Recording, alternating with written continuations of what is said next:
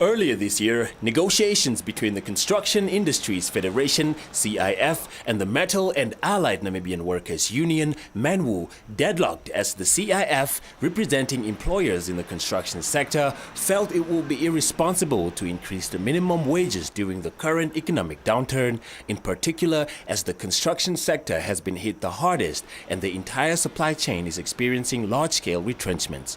MANWU Secretary-General Justina Jonas-Emvula said the wage agreement signed is only for 1 year and will be renegotiated in the next financial year.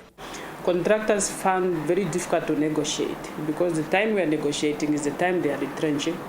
So what we have done that we deliberated in the matter since April. We even went to the Labour Commissioner. We launched a dispute to the union because we're given mandate to launch a dispute to the Labour Commissioner for probably to try to see if we can get something from the contractors. But unfortunately, I think it did not really forthcoming. And then we went further that we were then busy with the strike rules to go for the national strike, which could be very challenging.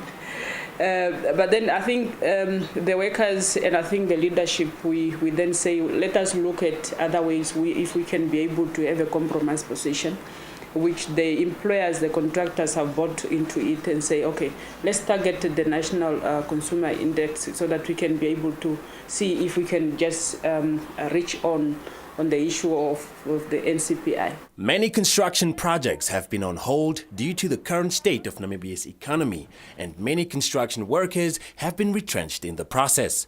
Jonas-Emvula highlighted some of the challenges faced by the workers. We have lost many workers in the construction sector who are currently at home. We are not just only looking at the bigger contractors, because remember the contractor have subcontractors and they have building, suppliers, the whole chain. So it means that many workers currently are unemployed in the industry.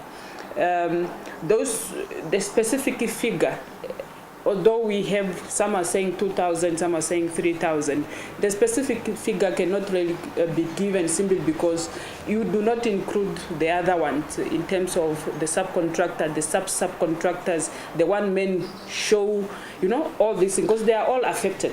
So it means that the main challenge currently is unemployment.